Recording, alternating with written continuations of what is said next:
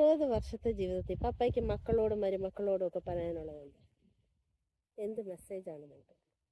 നമ്മൾ ഒത്തിരി കാര്യങ്ങൾ കാണും, നല്ലതും തെറ്റായിട്ടുള്ള കാര്യങ്ങളും കാണും. ലോകത്തിൽ നമ്മൾ ജീവിക്കുമ്പോൾ ഇതെല്ലാം നമുക്ക് കാണേണ്ടി വരും, കേൾക്കേണ്ടി വരും. ഈ കാണുന്നതും കേൾക്കുന്നതും എല്ലാം നമ്മൾ അനുവർത്തിക്കേണ്ട കാര്യമില്ല. നമ്മൾ അനുവർത്തിക്കേണ്ടത് ജീവിതത്തിൽ വിജയമുള്ളവരുടെ ഉപദേശങ്ങളാണ്, പരിശ്രമത്തിൽ വിജയിച്ചവരുടെ സന്ദേശങ്ങളാണ് ഉൾക്കൊള്ളേണ്ടത്. പിന്നെ പലപ്പോഴും ആളുകൾ ഇപ്പോഴും ഉയർച്ചയിലേക്ക് വരാണ്ട് ഏത് മാർഗവും സ്വീകരിക്കുന്ന ആളുകൾ പലപ്പോഴും നമുക്ക് ചുറ്റുമുണ്ടാകും. എന്നാൽ സത്യസന്ധത ജീവിതത്തിൽ പുലർത്താനായിട്ട് നമുക്ക് സാധിക്കണം. പിന്നെ എന്തെങ്കിലുമൊക്കെ വാഗ്ദാനങ്ങൾ കൊടുക്കുമ്പോൾ നിശ്ചയമായിട്ടും അത് പാലിക്കാൻ പറ്റുന്ന കാര്യങ്ങളെ പറയാവുള്ളൂ.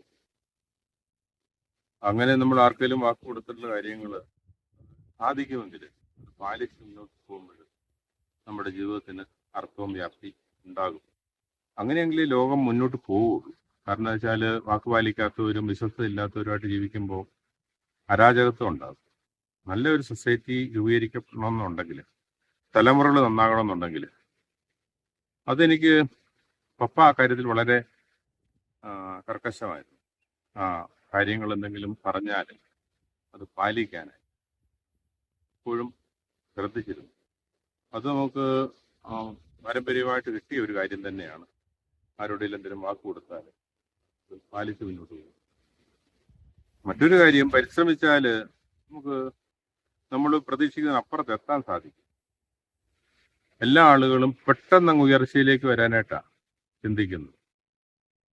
ഇപ്പോൾ നമ്മുടെ വണ്ടംമേട്ടിലെ പറമ്പിലാണെങ്കിൽ പോലും ബാരൻ ലാൻഡായിരുന്നു. അതിൻ്റെ ഒരു 2 ഏക്കർ സ്ഥലത്തോളം ഒന്നുമില്ലാത്ത, അതിൻ്റെ അകത്ത് എത്രയോ നാളത്തെ പരിശ്രമം കൊണ്ടാണ് ചെടികൾ, ഔഷധ ചെടികൾ, പൂച്ചെടികൾ, മരങ്ങളൊക്കെ വെച്ചു. പലരും ഇതെന്താ ഇങ്ങനെ വെറുതെ കഷ്ടപ്പെടുന്നതിനാ, ഇതുകൊണ്ട് എന്താ പ്രയോജനമെന്ന് ചോദിച്ചു.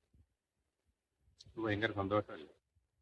100 കണക്കിന് 1000 ആളുകളിൽ വന്ന് കണ്ട് നല്ല അഭിപ്രായം പറഞ്ഞു വെച്ച് പോകുന്നത്. അവരതിനെക്കുറിച്ചെല്ലാം പഠിച്ച് പോകാനായിട്ട് പറ്റുന്നുണ്ട്. അതിപ്പോൾ ആയുർവേദ പഠിക്കുന്ന കുട്ടികൾ മാത്രമല്ല, സ്വദേശത്തുനിന്നും വിദേശത്തുനിന്നും ഒക്കെ വരുന്ന ആളുകൾ, പ്രത്യേകിച്ച് നോർത്ത് ഇന്ത്യയിൽ നിന്നൊക്കെ വരുന്ന ആളുകൾ ഒത്തിരി ചെടികളൊന്നും കണ്ടിട്ടില്ലല്ലോ. അവരൊക്കെ വന്ന് കണ്ടിട്ട് എത്ര ഹാപ്പി ആയിട്ട് അവർ പോകുന്നത്. ഇത് ശരിക്കും ഇത് തന്നെയല്ലേ ദൈവത്തിൻ്റെ രാജ്യം എന്ന് പറഞ്ഞ് പോകുമ്പോൾ എന്തുമാത്രം സന്തോഷമാണ്. നമ്മൾ നിഷ്ഫലമെന്ന് തോന്നുന്ന പലതും നമ്മൾ ഉദ്ദേശിക്കുന്നതിൻ്റെ 10 മടങ്ങായിട്ട് ഫലമുള്ളതായിട്ട് വരും. നിരന്തരമായിട്ട് പരിശ്രമിക്കാൻ നമുക്ക് സാധിക്കുക. പിന്നെ പല ആളുകളും ജീവിതത്തിൽ വിജയിക്കാത്തത് പലയിടത്ത് ഒരു നോട്ടം ഉണ്ടാകും. പല കാര്യങ്ങളും ഒരേ സമയത്ത് ചെയ്ത് വിജയിക്കാൻ നോക്കും. അല്ലെ ഒന്നിൽ നോക്കിയിട്ട് പെട്ടെന്ന് വിജയം ഉണ്ടായില്ലെങ്കിൽ പെട്ടെന്ന് മാറി നോക്കും. നമ്മളൊരു കാര്യത്തിലേക്ക് പഠിച്ചിറങ്ങുകയും അതിൽ നിരന്തരമായ പരിശ്രമം ഉണ്ടാകുകയും ചെയ്യും, തീർച്ചയായിട്ടും വിജയിക്കും. ജീവിതത്തിന്റെ വിജയം അത് തന്നെയാണ്, പരിശ്രമം. Failure is the step of success എന്ന് പറയുന്നത് വളരെ അർത്ഥവത്തായ ഒരു കാര്യമാണ്.